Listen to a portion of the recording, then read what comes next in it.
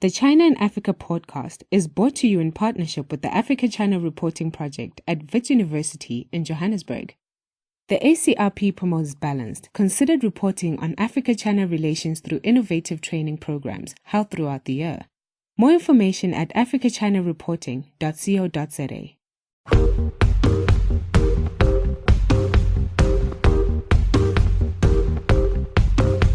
Hello and welcome to another edition of the China in Africa podcast. I'm Eric Olander, and as always, I'm joined by Cobus van Staden, a senior China-Africa researcher at the South African Institute of International Affairs in Johannesburg, South Africa. A very good afternoon to you, Cobus.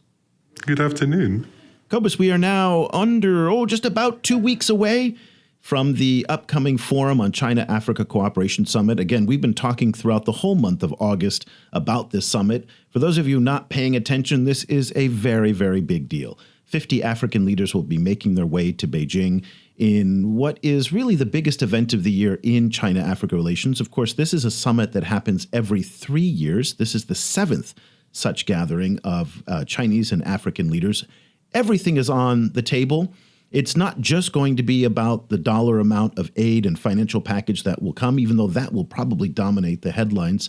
All summer, what we've been seeing are these different tracks that have been playing out. So early in the summer, some 50 African military leaders came to, leaders from 50 African states came to Beijing for 2 weeks. There was a military track. We just concluded a health track. So health professionals from Africa came to Beijing. Cobus, you were part of a delegation of African scholars, analysts, and think tank people, I don't know what you guys call yourselves, who came to Beijing as well for a whole series of seminars and discussions about the future of China-Africa relations. We also had media professionals who came as well, journalism and reporters and whatnot. Interestingly, we have not had an environmental track this summer. As far as I can tell, it may have happened, it may have been off the radar, but that was visibly missing from this discussion. And Cobus, as a whole, it seems like green issues and environmental awareness has really fallen off the wayside this year, now that ivory is banned by the Chinese government. Yes, the green and ecological issues were really quite big news at FOCAC 2015, which took place in Johannesburg, and that was really the heat was really on China around ivory smuggling and rhino horn smuggling, and particularly in Africa, activists were really organized around that issue, and then the ivory ban came through. China closed down a bunch of domestic ivory workshops, and I think a lot of people now essentially see environmental issues as done and completed, kind of not really worth discussing anymore. Now, what's interesting is that this is not just an issue not being raised by the Chinese side. African states, for the most part, as well, are not putting environmental and green issues and sustainable development at the top of their priority list. For the most part, there are exceptions, of course, to this, but what I see much more of is infrastructure development, more weapons sales, more media exchanges, technology development, skills transfer. But environmental issues definitely are not even close to the top of the agenda. Now, ivory was just one piece of a very complicated puzzle. When we're talking about environmental issues, we're talking also about power generation. So the Chinese are building in Lamu, I think it is, in Kenya, coal-fired power plants. We're also talking about how infrastructure is being developed into protected wildlife areas, as in the standard gauge railway in Kenya. So there's a lot of issues, and the infrastructure development, all these things touches on so many different facets of the China-Africa relationship. So we thought it would be a good idea to check in with somebody in Beijing who's been following this very, very closely. So we're thrilled to have on the program for the first time Calvin Quek, who is the head of the Sustainable Finance Program at Greenpeace East Asia in Beijing. A very good afternoon to you, Calvin. Thank you for coming on the show. Good afternoon, Eric. Good afternoon, Cobus. Nice to meet you guys.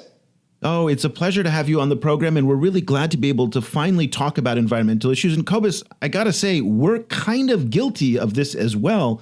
We have not done as many environmental shows, and in some ways that reflects, again, how attention has shifted away from green issues in the China-Africa relationship. So, Calvin, why don't you talk to us a little bit about, are you seeing the same thing that we're seeing, which is green, sustainable, environmental issues are not as important in 2018 as they were in 2017 and before. Yeah, I think that's probably true, Eric. I think the focus early on China several years ago was really about air pollution. We all remember the stories about how Beijing was blanketed in gray skies back in 2013. And the government has done a lot to address those issues in addition to dealing with air pollution and soil pollution and so forth.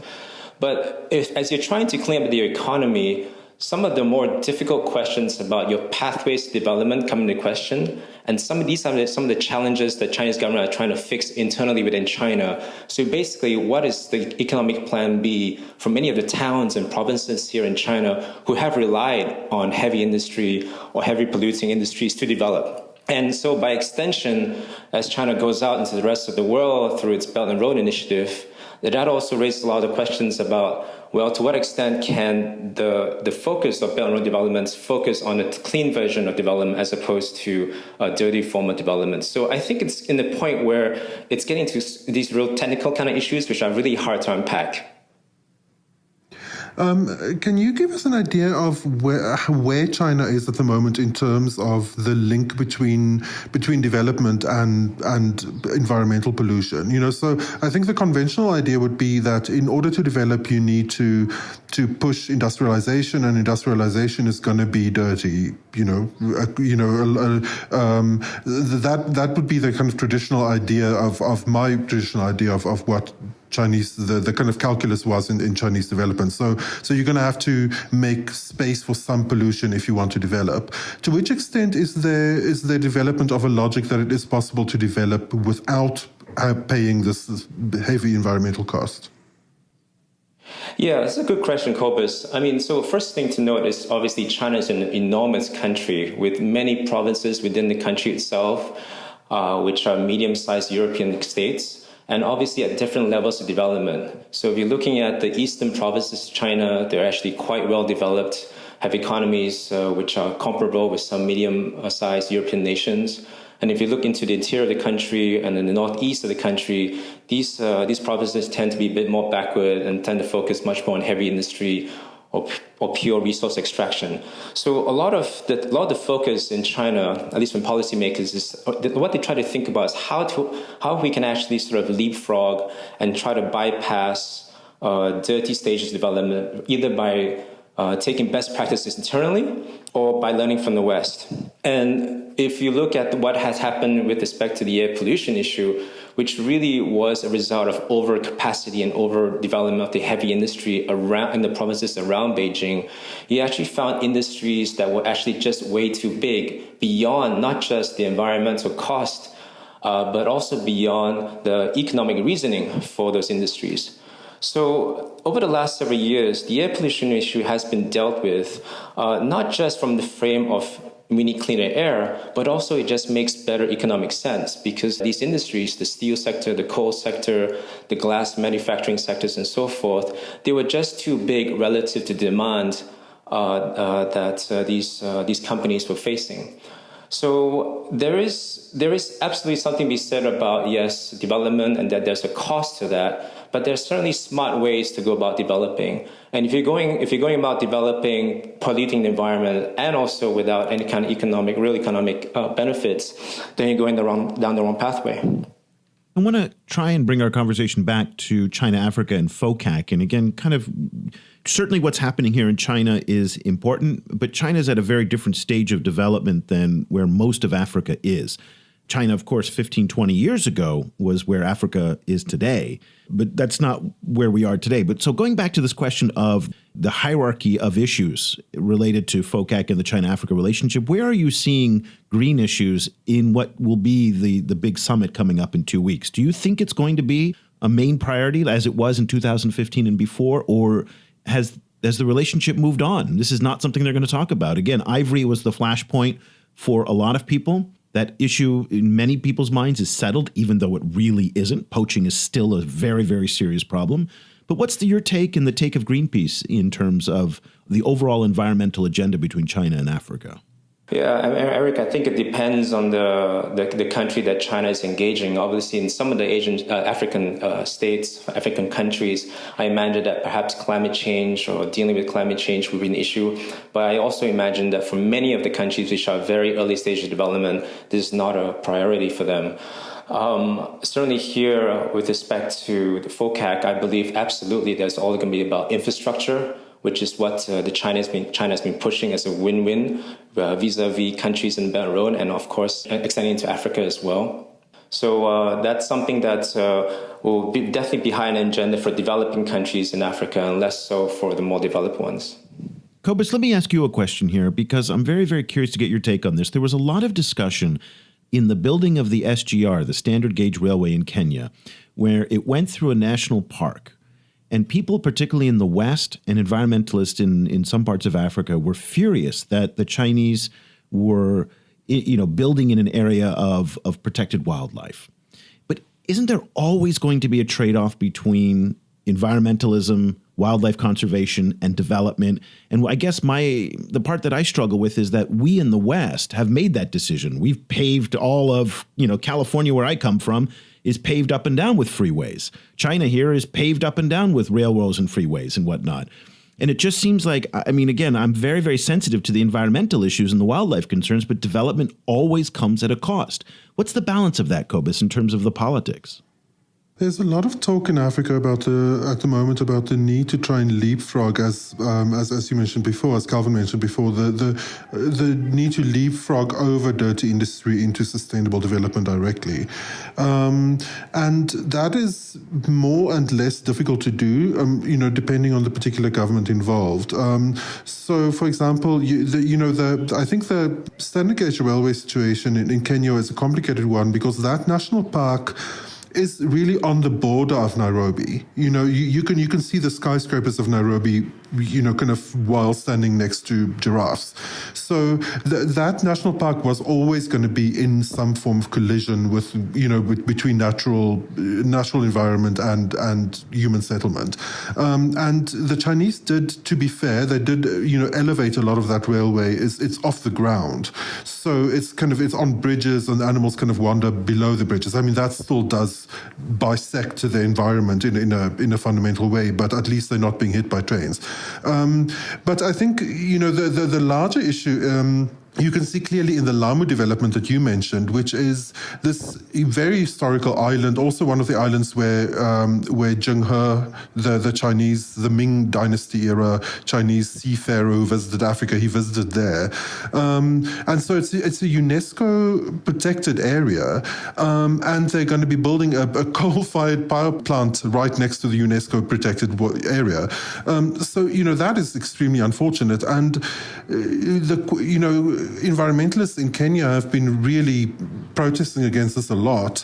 But it then raises the question of, who made that decision? Because, no one had a gun to the Kenyan government's head. Those were pragmatic development decisions made about what would be for them the most profitable or the most sustainable or the most, kind of easy to do kind of electricity generation option. And they went with coal. So it seems to me like it breaks down a lot also in terms of domestic issues within the Kenyan society and the amount of say that Kenyans have in development decisions, as much as it does about China. Calvin, do you agree with that, or do you see does China still play a stronger role than I'm characterizing it as? I think you're right, Cobus. There is a lot of talk of leapfrogging, as I mentioned, and trying to learn from China as they try, and trying to find ways to develop in a way that doesn't destroy the environment. I don't think anybody wants to purposely destroy natural wildlife as they're trying to develop. But obviously, these are sort of the costs or externalities, as they say, with respect to development. Now, I do think, though, China has been painted in some ways as sort of coming with these billions of dollars and these construction firms and pushing ahead a development agenda that is firmly focused on dirty industries. But I think I would agree with the point that was made in one of your previous shows, where there is agency and obviously It Takes Two to Dance, whereby many of these African countries also signed up to a package that resulted in these natural environmental problems being caused as part of these development packages they signed with China. One of the topics of discussion that's going to happen at the FOCAC summit in a couple of weeks is whether or not all of Africa should be included in the One Belt, One Road trade route that the Chinese are developing. And now, if you're not familiar with Belt and Road, it's also called BRI, Belt and Road Initiative, OBOR, One Belt, One Road. There's lots of different names for it, but basically, it's so far the Chinese have spent somewhere north of $250 billion to build infrastructure all over the world. They are expected to spend somewhere in the range of 500 to 750 billion, with some estimates going as high as $1 trillion. Now, this is also tied in with something else called the AIIB, the Asian Infrastructure Investment Bank, which is a terrible name, actually, in part because the AIIB is not just in Asia. It's now having development projects all over the world. In fact, I think there are some. Egypt is now part of the AIIB. Kenya, I think, was accepted as a new member of the bank as well. And it's raising questions now with all of this Chinese money going to infrastructure, not just in Africa, but in the Middle East, in South America, in Central Asia, all throughout the world. What are the environmental consequences of all this building? And the financing of BRI is done by China's policy banks and development banks. And Calvin, you wrote an article for your excellent blog called Panda Paw Dragon Claw, which we will talk about at the end of the program. You wrote an article with Lauren Hewitt. Lauren Hewlett. Green evolution: can China's new multilateral banks make Belt and Road more sustainable? Why don't you make your case for us on whether or not that is the case? Thanks, Eric. In my article, in our article, I should say, we laid out the case that the AIIB is at this point in time, despite its rhetoric to be lean, clean, and green, not able to push a development agenda that truly would meet the requirements for planet Earth to deal with, say, catastrophic climate change, for example. And the reasons for this are as follows. First of all, the bank is very, very small. It's very new. They have less than 200 people, and they're operating in a field that is dominated by other players. Now, in China, most of the finance that's coming out and flowing into countries as part of the Belt and Road Initiative and beyond that, really, the money is really coming out from the China Development Bank and the China Exim Bank. And many people may not have heard of these two banks, but they are by far the largest source of overseas finance coming out from China, which support many of the state-owned enterprises that make their way into Belt and Road countries. The second thing I would say that with respect to AIB, and also by extension the BRICS Bank, which China founded with the BRICS grouping of countries, is that they're also an exercise in global governance in some ways. At each of these two different banks, you have a weighting of China, obviously as a leading country shareholder, but you also have other countries there as well who are pushing their own kinds of agenda. Now, in these two banks and in these forums in which they speak, you can see sort of a push and pull between the people who focus on development per se and the ones who want to focus on sustainability. And as it is right now, the jury's still out about what form these banks will take. So it's really a project that we'll have to keep an eye out for. But it's really too early to say whether they will actually be able to make the BRI, the Belt and Road Initiative, lean, clean, and green. And Calvin, as you mentioned in the article, the more traditional policy banks like the Exim Bank, they are major funders of infrastructure and other kinds of development in Africa. Can you give us an idea of how embedded they are with technologies like coal, for example? Like how much of that investment is old style, dirty, polluting industrialization, and how much is more sustainable? Yeah, so the funding that the Exim Bank would provide vis-a-vis to companies that are perhaps building power plants in countries outside of China would have to adhere to the industrial standards as set by China's own regulatory authorities. So as it is now, China would try to push for the cleanest forms of coal power plants to be developed overseas. But at the same time, that also is dependent on the ability of countries to pay for that technology. So there's this kind of tricky balancing act between the source of the source of the finance, in this case China, and the recipient country, and what kind of power systems, what kind of power developments they would like to get from China. I think the other thing that also should be noted, though, is that what the China Exim Bank funds and what the China Development funds is also very much tied to the program that is set between the China and the host country. Power plants, coal power plants, or infrastructure, or highways and bridges, these are not just pieces that should be seen in isolation, but are pieces of a foreign policy agenda that ties the two countries together. And in that lies many other dimensions as well, beyond just infrastructure. We're talking economic, we're talking social, we're talking cultural. In some cases, we might even be talking about security as well. So it is quite a mixed picture, and so we have to take this on a case-to-case basis. Support for this podcast comes from the Africa-China Reporting Project at Wits University School of Journalism in Johannesburg. The ACRP provides reporting grants, workshops, and other professional development opportunities for both African and Chinese journalists. Follow the ACRP on Twitter at Wits China Africa or visit africachinareporting.co.za for information about grants and upcoming seminars. When I'm back in the US or in Europe, I get into these arguments with people, and several of my friends are environmentalists, and people are generally very hostile to China in the US and Europe. And so most of the discussions we get into are overtly negative towards China. So I get into this position of like defending them, even though I'm not really defending them, but I just don't agree necessarily with where the hostility is coming from. And one of the points that people bring up is pollution. That people turn around in the US and Europe and say, China's so polluted, and that proves that their system of government sucks. That's the argument that a lot of people say. And my retort back to them is that, well, no, you in the US and Europe have simply outsourced your pollution to China. You have environmental regulations that are so strict that make the cost of manufacturing too high. So therefore, it goes to other countries like Vietnam, Bangladesh, India, and China. And it's simply outsourcing the problem. It's not that you in Europe and US have solved it. You just pushed it onto somebody else. We in China are bearing the brunt in our air.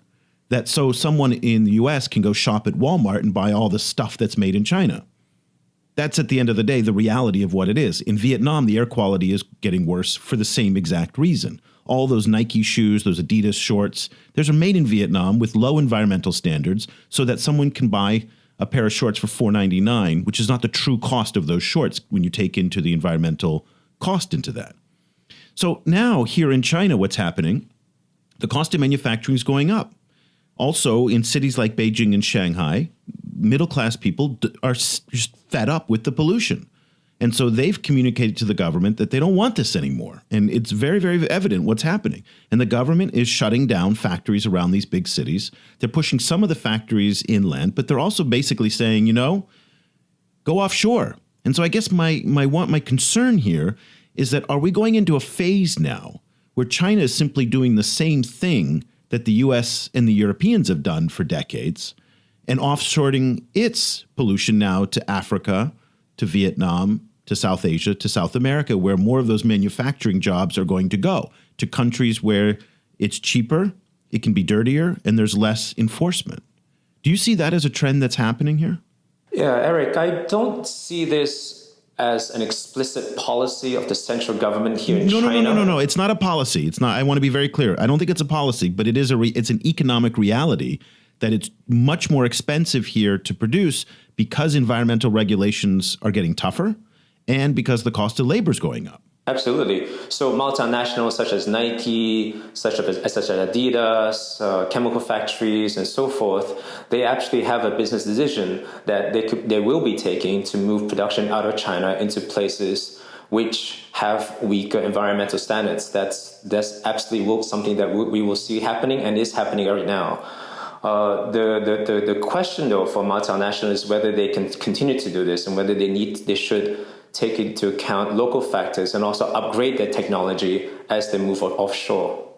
If I could follow up on that, Calvin, if I could ask you a question, I hope I'm not putting you on the spot and making you quote like numbers that you would have to look up. But what I frequently wonder in this debate, about the offshoring of Chinese industrialization to places like Africa, and then the development choices that Africa face, especially in the context of this idea that Africa can kind of leapfrog over dirty industry towards more sustainable industry as part of its industrialization.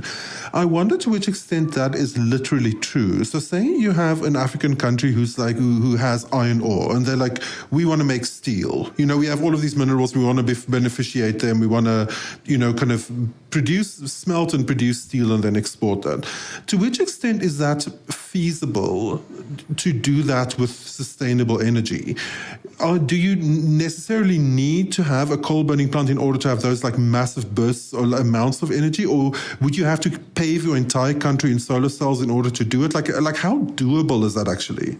Yeah, so this is where the rubber hits the road, right? And absolutely, if you're going to develop the economy, if South Sudan is moving up the development pathway and wants to reach, say, Switzerland at the end of this development mountain, it will have to pass through Indonesia, Malaysia, other developing countries, Turkey, and so forth on that development pathway. There are certain things that countries have to build for basic economic development, roads, water, sanitation, so forth, and that requires energy, and obviously that is polluting to the environment. But there's certainly a lot is said to be said also about being able to take in the best types of technology to learn from the West or developed countries to try and leapfrog some of these problems that happen as a result of development. But I also think the other question that countries in Africa need to think about when they're thinking about their long-term development plans are also what is ultimately, or what is within the next 15, 20 years, what's the development pathway? What type of country or what kind of economy do they envision for themselves 15, 20 years from now as they take China's advice or its money and so forth? Are they going to be focused on resource extraction, which for many countries which are actually extremely highly developed also come at a very high cost? We talk a lot about what they call the resource curse. Take Russia, for example, essentially an oil and gas country, essentially. And because of its focus on the oil and gas sector, it completely crowds out any other form of development in that country itself.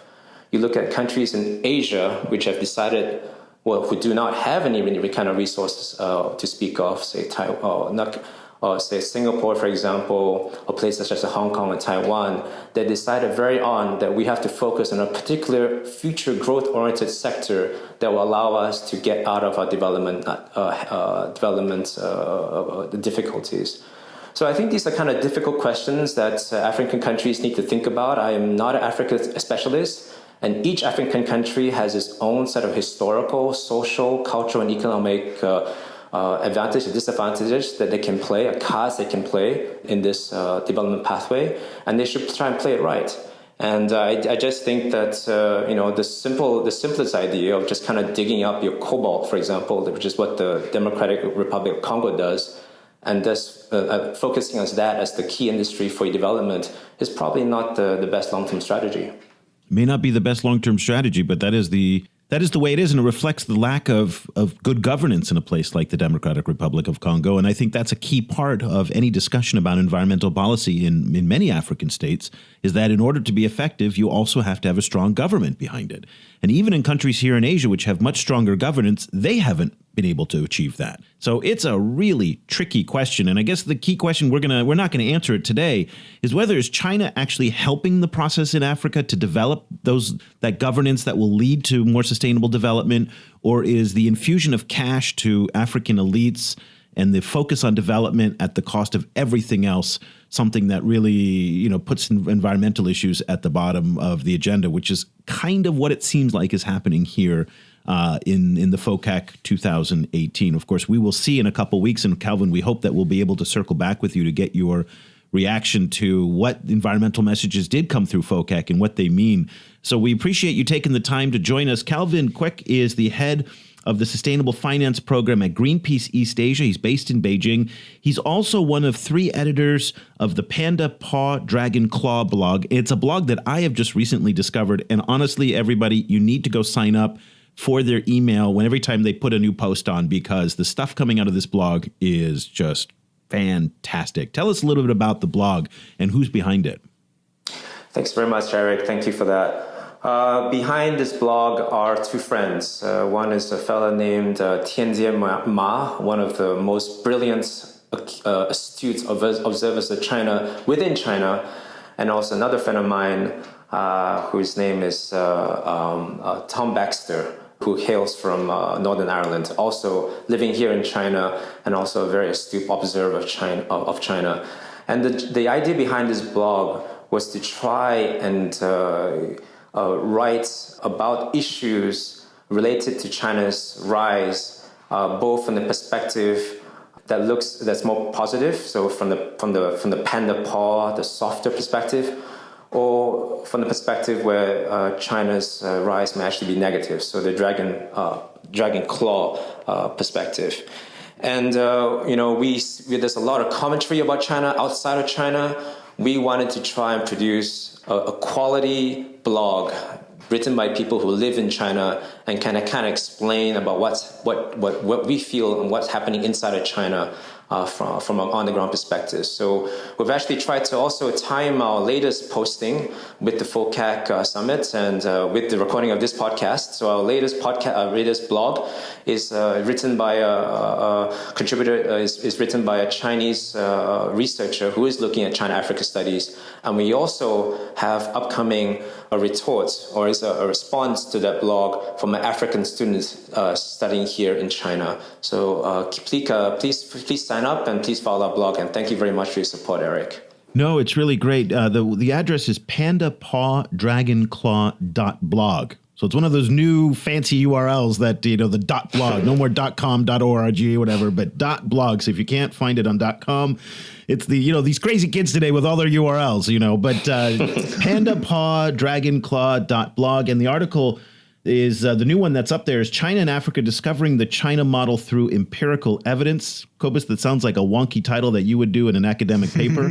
Empirical research depicts a picture of Chinese involvement in Africa different from common perceptions, and it's written by Shou Huisheng, who is at Tsinghua University. So getting some Chinese voices into the discussion that are not from the traditional propaganda channels. That's so important, and it's very, very hard to find. Yeah. So much of the Chinese discussion about China-Africa is through the propaganda channels, CGTN's, China Daily, Zhenming Zhibao, all these different kind of outlets. And so to kind of get these alternate voices is really, really important, because a lot of people, again, don't really understand the complexity of the Chinese position here. And so I think your blog is making a great contribution. Also, are you on Twitter and some other folks that they can follow you, what you're doing these days? Yes, you can follow me on Twitter. My handle is ClearRoads, ClearRoads, ClearRoads. Well, fantastic. Well, thank you again for joining us. We really appreciate it. Calvin Quek again with Greenpeace East Asia. Thank you so much for taking the time this evening. Thanks for having me. Cobus, the most interesting part of the debate is the balance between environmental issues and development. And for so many people in the West who don't have to wrestle with this, it's so easy. Of course, the environment wins. Protect the animals, protect the air, protect the land, protect the water. That goes without saying that should be the top priority. But it is so hard to explain to people when you live in developing countries like Vietnam and China. And yes, China, most of China is still a developing country. Where I live in Shanghai and where Calvin lives in Beijing is certainly not. We are at European levels of development here, but 1 hour from here, and I'm back in the 14th century in many respects. I mean, it is ox carts pulling, chariots, and it is really rough in many, many parts of China still. Those development issues are not resolved. And the questions come down to the very basic rational strategy and policy decisions that you talked about in Lamu. Does someone like President Kenyatta put a power plant that may be dirty, it's a coal power plant, to feed his people electricity when they have a power deficit that is astronomically high? Or does he go with a much smaller scale green energy which may not be able to meet the demands of his people at the cost and the price point that they need to achieve. These are the real world issues that policymakers like Kenyatta have to wrestle with. And again, we come back to this question of agency here, that Africans are not victims here in these decisions. And you talk about this so much in your writing, and I really, really love it. The fact is that these are cold, calculated, strategic decisions that a lot of African leaders are making in order to be able to live on very, very finite budgets and resources. So these are issues that in the West, I think, are oversimplified because of the complexity of what the issues are, particularly in the developing world, where we have to make decisions in a very, very different paradigm. Yeah, and I think frequently in the West, it is an oversimplified discussion between either, developing and polluting, or not developing, and therefore this assumption that if you don't develop, then you're not going to pollute, which I think is not true. For a while, I'm not sure exactly where the numbers stand right now, but for a few years, South Africa was one of the highest per capita air polluters in the world, not because of heavy industrialization, although South Africa does have, heavy industry, but it was because so many poor people didn't have access to electricity and were therefore burning wood, on a daily basis. So if underdevelopment does not necessarily save you from pollution, you can be underdeveloped and polluting. And it is exactly that kind of dilemma, I think, that Africa is facing. I think what also, one of the other issues is that it comes down a lot to the vision and the kind of world horizon, or like mental horizon of your particular leaders who are making the decisions. So if like in Africa, a lot of people came up through mining, and mining has been a traditional industry in many African countries that was the one way to develop the country, or one way to make some money, then it's a kind of a hammer. If you have a hammer, then everything looks like a nail kind of situation. Kind of like people who came up through that system tend to think in those systems terms, and they tend to look for other opportunities that replicate the opportunities they had before.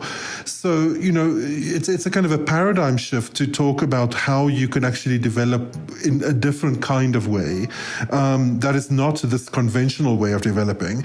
And to a certain extent, China might, on the one hand, China is great in terms of being very innovative, I think, in terms of also, doing a lot of significant investment in renewable energy. But on the other hand, China is the poster child for old school, polluting development.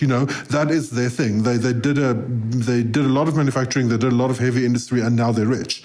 So that narrative has its own weight in Africa.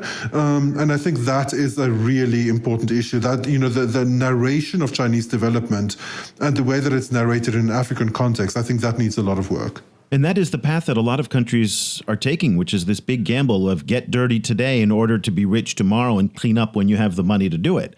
And that seems to be what China is doing right now. As you pointed out, China today stands at both extremes, where some of the most sophisticated innovation in sustainable energy is happening right here, from electrification of automobiles to solar power to all these different areas. And it's so exciting to watch. There is a real necessity here to solve this problem. Unlike there's not the same kind of urgency in the U.S. and Europe. And in U.S., what we see, interesting that you bring up the mining example, Cobus, because that is exactly what Donald Trump is doing.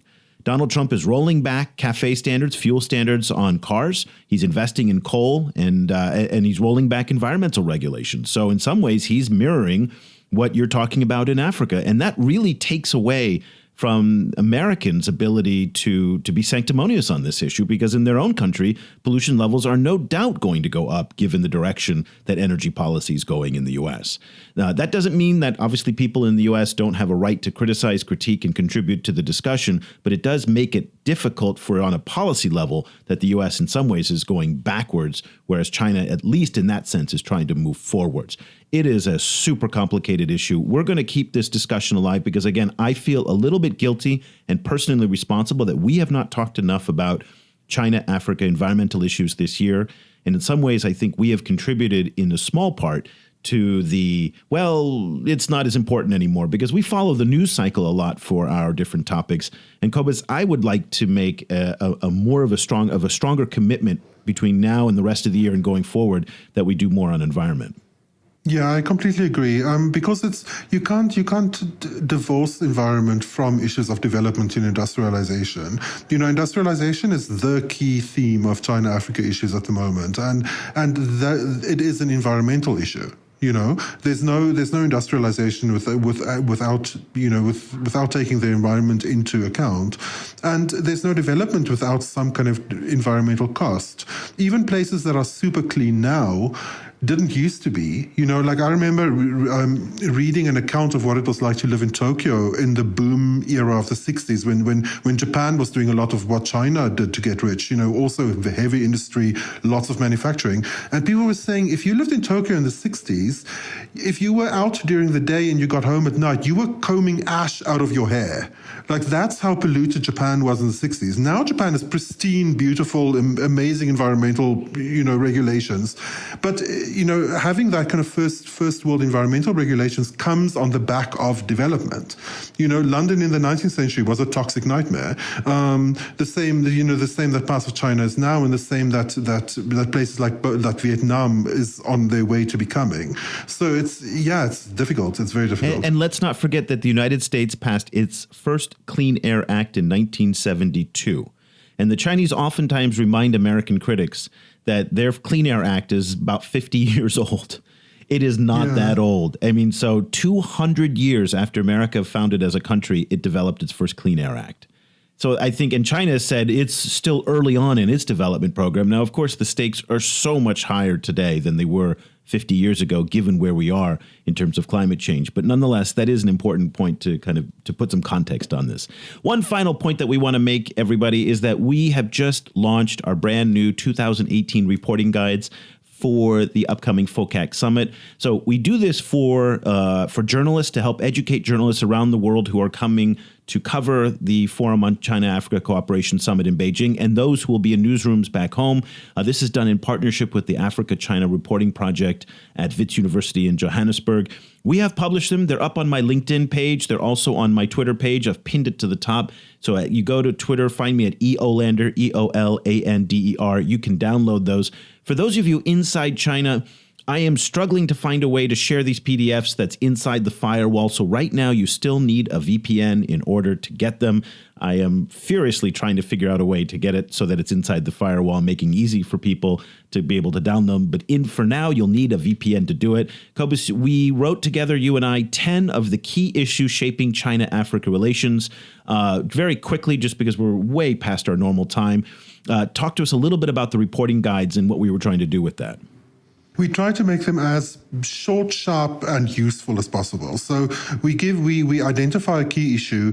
We give you the main, bare bones, most important facts you need to know, the countries that are involved, and then we add links to a podcast where we discuss the issue in detail, and links to experts who have written on this issue, and links to other further reading where they can take you deeper and deeper. So if you need a quick overview just to see what the issue is about, the page itself will do that for you. If you need a deeper dive, we give you successive deeper dives where you get more and more detail on the issue until you become an expert. And if you're inside China or anywhere else and you can't download them, just email me, eric@chinaafricaproject.com. And I will send you a copy of these guides. They are absolutely fantastic, and we're very, very proud of it. Just very, very useful, quick, actionable information, nothing too thick, and you can get the top 10 issues as Cobus and I see them. So we wrote that, and so we'd love to hear your feedback for it. So that'll do it for this edition of the China in Africa podcast. Cobus and I will be back again next week with another episode. We will close out the month of August looking at FOCAC next week. And then, of course, it's the summit. And then we will do some analysis post-summit coming up in September. So for Cobus Van Staden, I'm Eric Olander. Thank you so much for listening.